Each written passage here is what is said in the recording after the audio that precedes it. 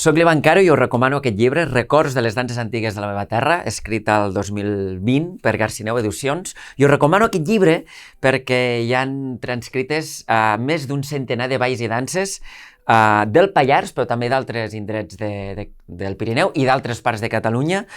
Podem trobar partitures com la Morisca de Gerri de la Sal, la Bolangera, algun ball cerdà. Bé, hi ha moltes danses.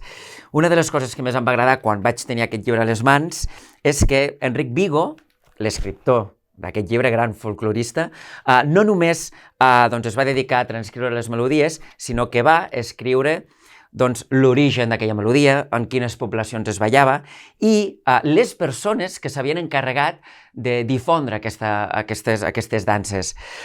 Trobo que és un llibre molt important per músics, però també per amants de la dansa tradicional, com en el meu cas, perquè podem trobar gran varietat de danses que algunes es ballen i algunes ja s'han perdut. Per tant, és el moment d'obrir-lo i rescatar algunes d'aquestes danses oblidades.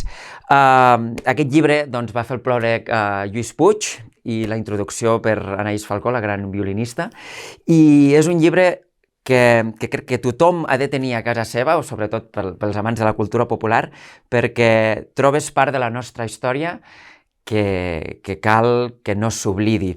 I una de les melodies que hi ha aquí incorporades és l'Indiot de la Seu d'Urgell, que és una melodia que m'agrada moltíssim, que me la va ensenyar el gran amic Tito Peláez, i que jo en aquest cas us l'ensenyaré amb flabiol, un dels altres instruments que van tenir molta presència aquí al Pirineu i que el mateix Enric Vigo també tocava.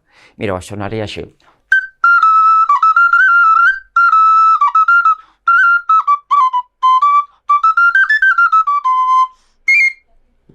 Records de les danses antigues de la meva terra. Imprescindible. Vaig al bosc a buscar, ves que he vist el ves que busco al bosc, i vaig al bosc a buscar, ves que he vist el ves que busco al bosc.